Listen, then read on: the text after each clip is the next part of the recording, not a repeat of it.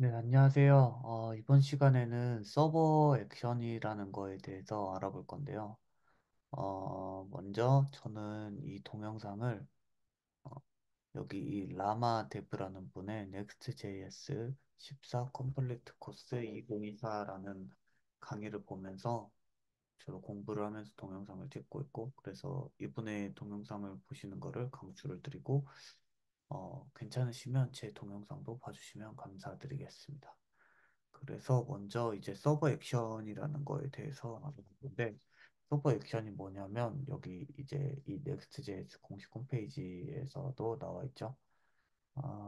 비동기로 하는 뭐 기능인데 서버에서 실행이 된대요. 그리고 서버랑 클라이언트 컴포넌트 둘 다 해서 쓸 수가 있고, 이 폼 제출이나 아니면은 뭐 데이터 변경 같은 거를 할 때 사용이 된대요.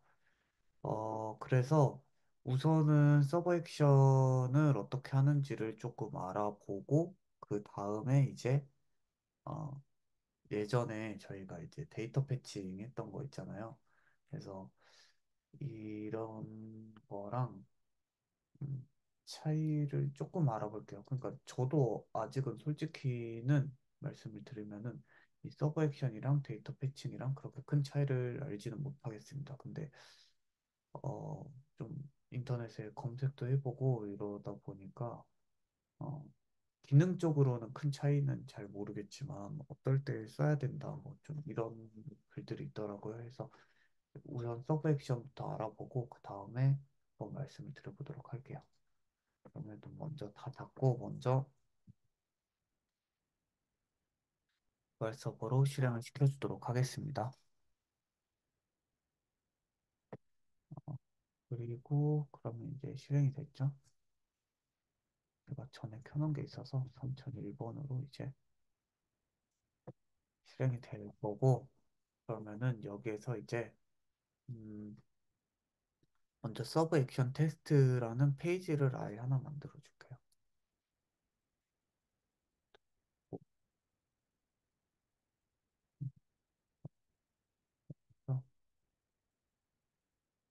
서버 액션 테스트라는 페이지를 하나 만들겠습니다. 여기 안에 page.tsx 만들어주면 되겠죠? 그리고 이걸로 해서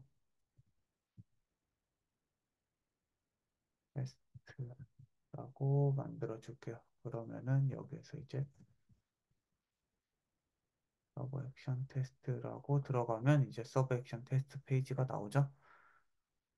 아, 그러면은 이제 여기에서 이제 어떻게 해줄 거냐면, 아까 여기에서 보시면, 이 공식 홈페이지에서 보시면 써줄 때, 이 유즈 서버라는 거를 써줘야 된다고 되어 있죠.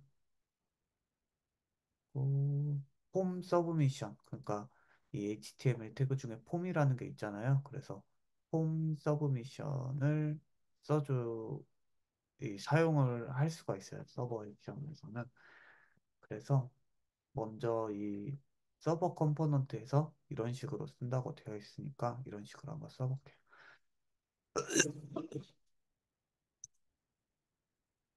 감사합니다. 먼저 리턴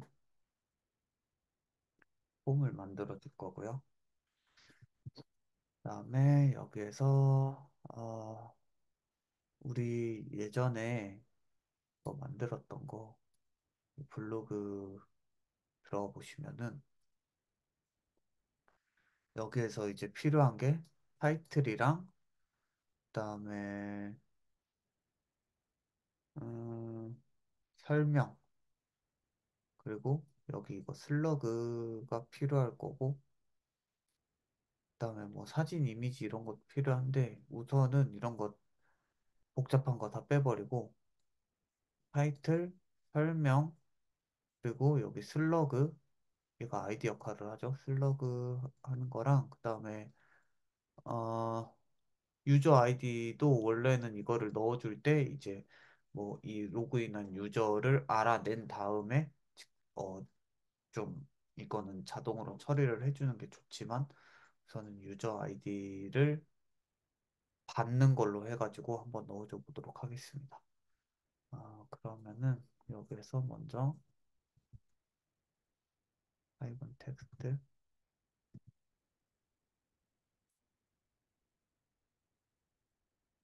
네임은 타이틀 이렇게 해줄 거고 그냥 먼저 이렇게만 해줄게요. 서버 액션 그냥 먼저 테스트하는 것만 보여드릴게요. 이거 넣는 거는 좀 더 복잡하니까 좀 더 나중에 하고 그러면은 여기에서 어, 이제 테스트라는 함수를 만들어 줄게요. 만들어주면 되는데 공식 문서에서 뭐라고 했었죠? 비동기 형식으로 만들어주고 그 다음에 유즈 서버라는 거를 써줘야 된다고 했죠? 그래서 여기 함수가 들어갈 건데요.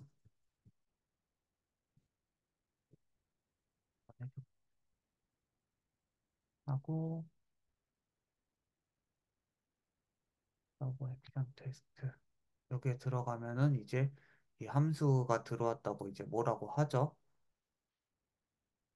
보시면 클라이언트 컴포넌트는 아니지만 이 컴포넌트가 지금 서버 컴포넌트이기는 하지만 유즈 서버랑 같이 써주라고 되어 있어요. 그러면은 유즈 서버라는 거를 한번 써줘 보겠습니다. 유즈 서버라는 거를 써주고 보면은 이제 또 여기 이제 이 클라이언트 쪽 에러에서는 보이지 않는데 들어고치면 한번 해볼까요? 이제 여기에서도 보이네요. 보시면 서버 액션은 반드시 어싱크 함수여야 된다라고 되어 있죠. 그래서 어싱크도 붙여주겠습니다. 그래서 써줘 보면은 이제 이게 나오죠? 이게 정상적으로 나오는 것을 보실 수가 있고 여기에서 이제 폼에서 버튼에서 서밋 버튼 이렇게 해서 서밋을 하게 되면 로그를 찍도록 해볼게요. 헬로 하고 나오게 해보겠습니다. 그래서 서밋을 누르면 헬로 정상적으로 작동을 하죠. 그래서 이런 식으로 이제 해주면 됩니다. 해서 뭐 이 서버 액션을 할때 이렇게 커넥트를 한 다음에 뭐 예전에 했었던 것처럼 데이터에서 이런 식으로 뭔가를 해줄 수가 있겠죠? 데이터를 넣는다거나 이렇게 해줄 수가 있겠죠? 여기에 뭐 트라이 치 에러 에러가 있다고 하면은 에러라고 말씀을 해주고 이런 식으로 뭐 에러 처리를 해주면 되겠죠?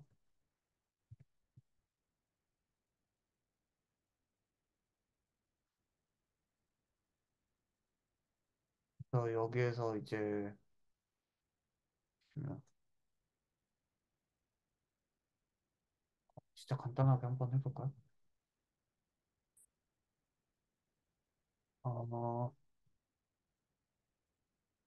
뉴 포스트는 뉴 포스트 모델에 있는 포스트죠.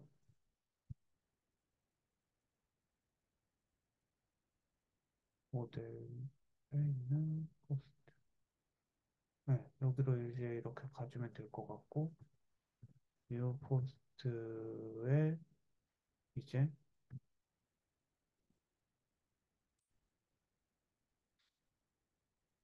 여기에 이렇게 해주면 될 것 같아요. 타이틀을 타이틀로 넣어주면 되는데, 여기에서 이제, 어떻게 해주냐면, 홈 데이터는 홈 데이터. 이렇게 해주면은 여기 이품 액션이 실행이 될 때 홈 데이터를 넘겨주거든요. 그래서 이거를 먼저 로그를 한번 찍어볼게요. 홈 데이터가 어떻게 오나?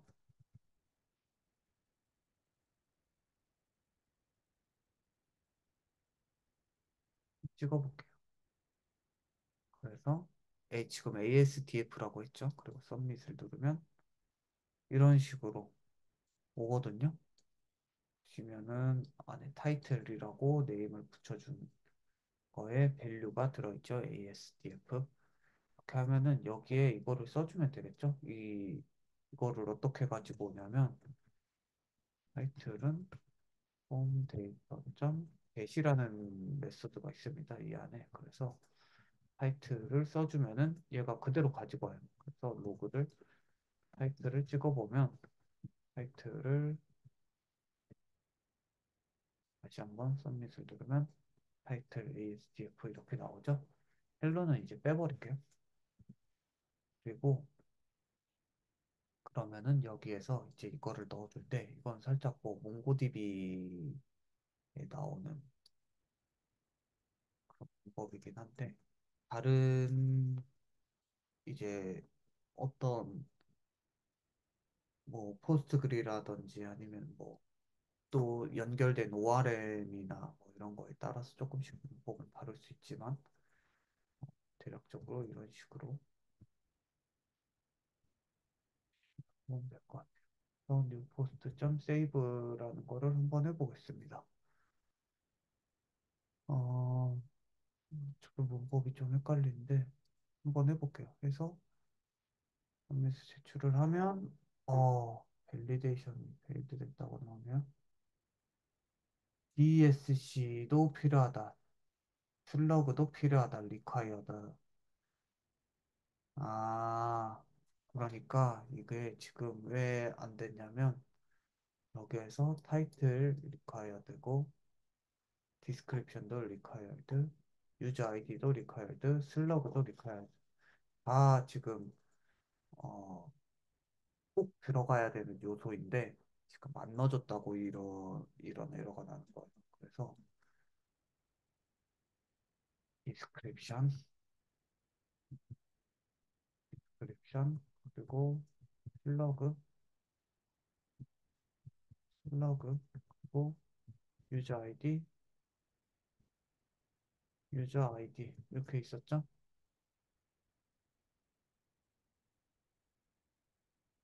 네, 이렇게 있었고 그러면은 이제 얘네들을 이제 또 하나하나씩 다 만들어주면 되겠죠?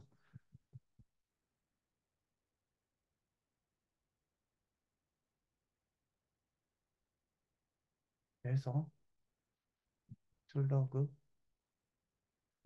슬러그, 유저 아이디, 유저 아이디 이렇게 해주고 이렇게 해주면 되겠죠? 그리고 다시 한번 해볼게요. 타이틀은 아 몽고DB에 들어가서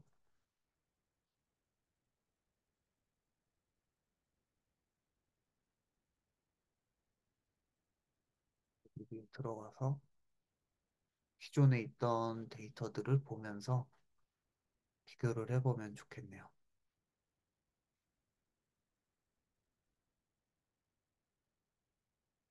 그래서 여기서 데이터베이스 제가 연습으로 해놨는데 라마 웹가 아니라 마이 튜토리얼로 들어가서 데이터베이스 그럼 이제 이거를 봐보면은 기존에 있는 데이터들을 좀 봐볼게요. 그러면은 포스트가 지금 이제 퍼스트 포스트랑 세컨드 포스트만 있죠? 그러면 이번에 세 번째 걸 한번 넣어볼게요. 근데 유저 아이디가 필요하니까 먼저 여기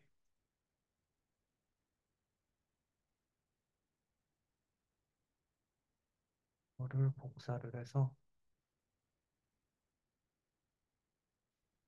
여기 유저 아이디에 넣어주고 타이틀은 타이틀 33333 디스크립션도 슬러그도 이렇게 해서 제출을 한번 해보겠습니다. 제출을 하면은 이제 뭐 에러가 딱히 뜬 거는 없죠. 이제 에러가 딱히 뜨진 않았고 여기에서 호스트를 봐보면 방금 넣은 게 들어갔죠. 그래서 이런 식으로 서버 액션을 통해서 어, 이렇게 데이터를 넣어줄 수가 있습니다.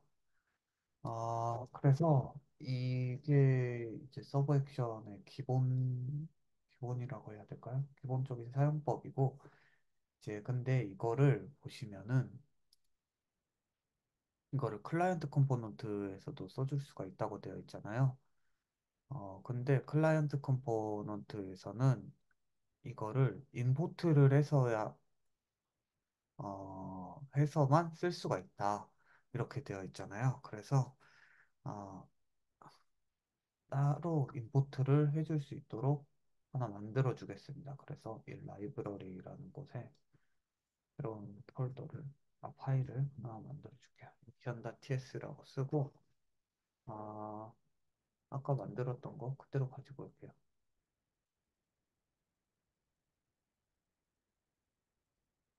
해주는데, 익스포트를 해줘야겠죠. 익스포트를 해주고, DB 커넥트 이런 거는 임포트를 해줘야겠죠. 해주고, 이 페이지를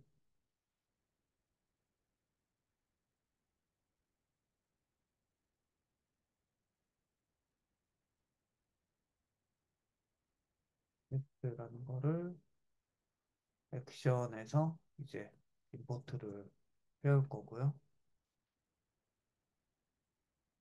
유즈 클라이언트로 해줘야겠죠.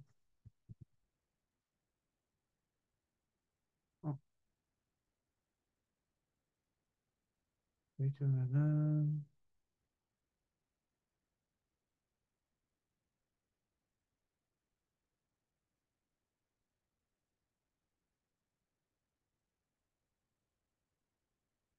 음 그러면 유즈 서버가 여기 들어가면 안 된다고 하네요. 이 유즈 서버라는 거를 앞에다가 빼주라고 하네요. 제일 위에다가 해줘볼게요. 그러면은 이제 이렇게 네, 공식 문서에 써진 것처럼 유즈 서버를 이렇게 제일 위에다가 그 유즈 서버를 이렇게 제일 위에다가 써주면은 이게 이제 각각 이 어떤 함수들을 만들 때마다 안에다가 유즈 서버를 써주지 않아도 됩니다. 그러면은 이번엔 바뀐 걸로 넣어볼게요. 타이틀 4죠, 이번에는.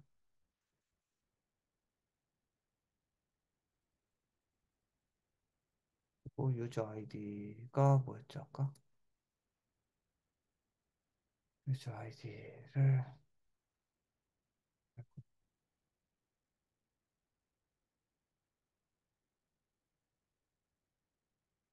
이렇게 를 해서 뭐 더 넣어볼게요.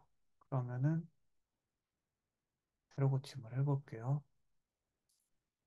포스트에 가면은 이렇게 타이틀 4가 나온 거를 보실 수가 있습니다.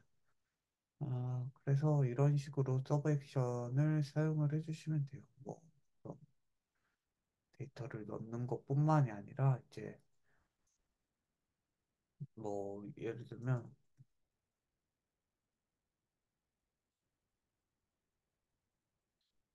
이거는 자동 완성이 안 되네요. 왜 자동 완성이 안 되지?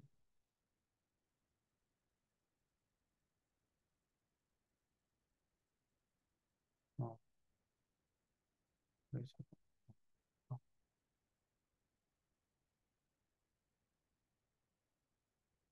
얘가 애니로 돼 있구나.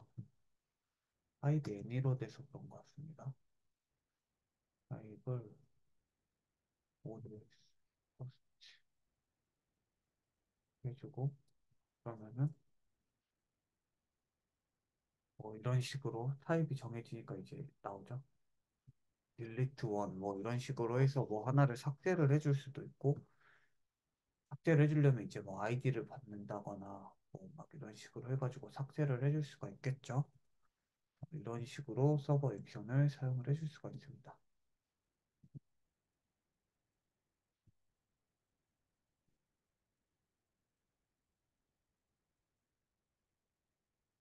이런 식으로 해줄 수가 있습니다. 그래서 이렇게 빼주는 게 조금 더 편하기는 하겠죠. 이 어떤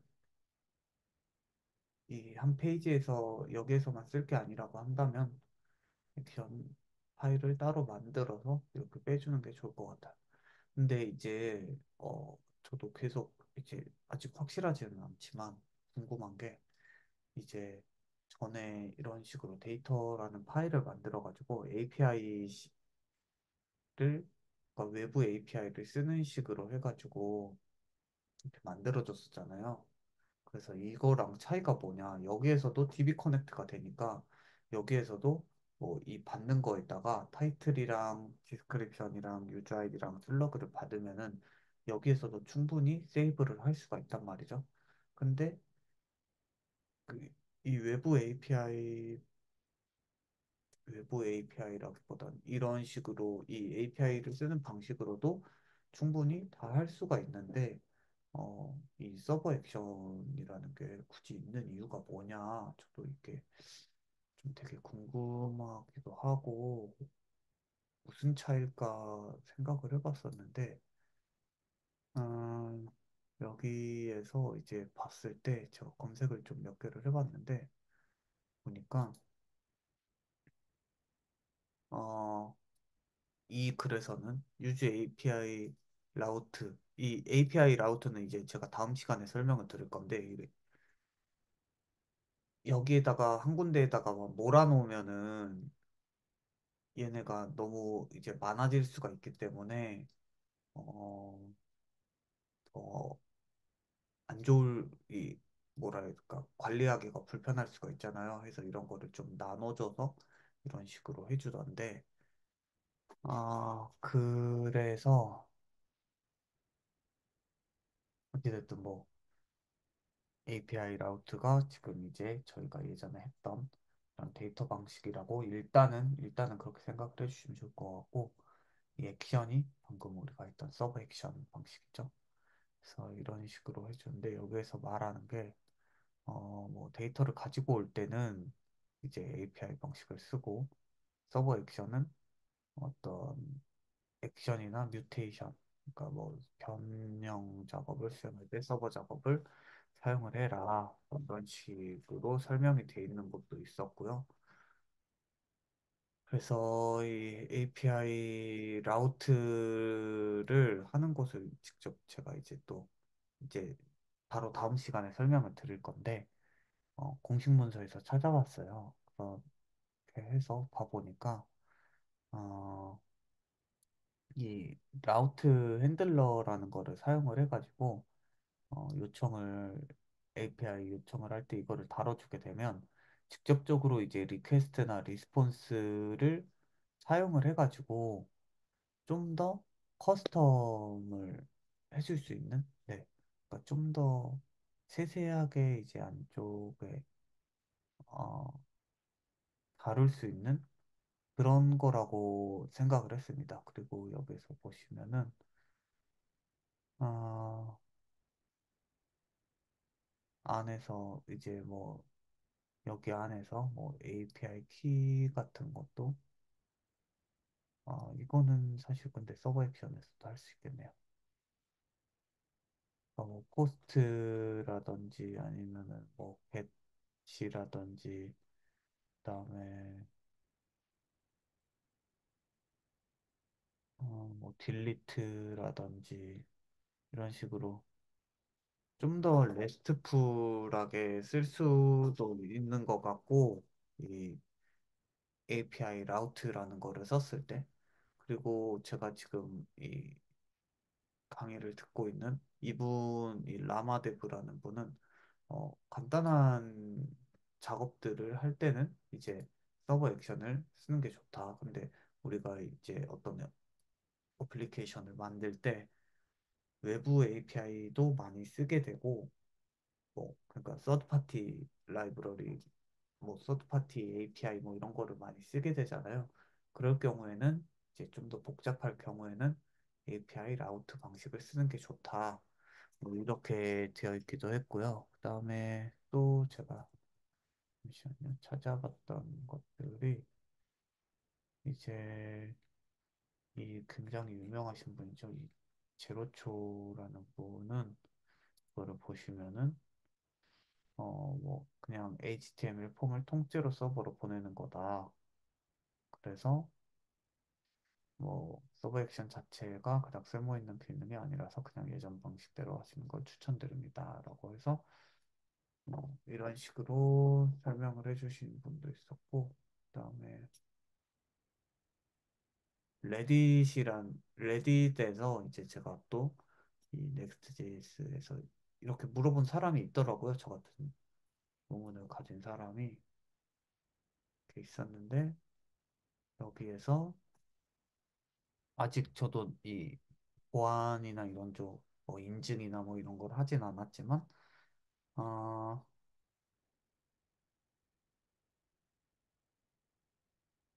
이런 API 라우트를 쓸 때 어, 이 어스를 좀 더 잘해줄 수 있는 것 같고 또 이거는 아직은 잘 모르겠습니다.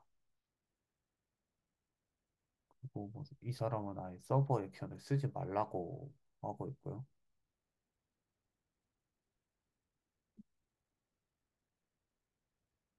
음, 프로젝트에 따라서 다르다.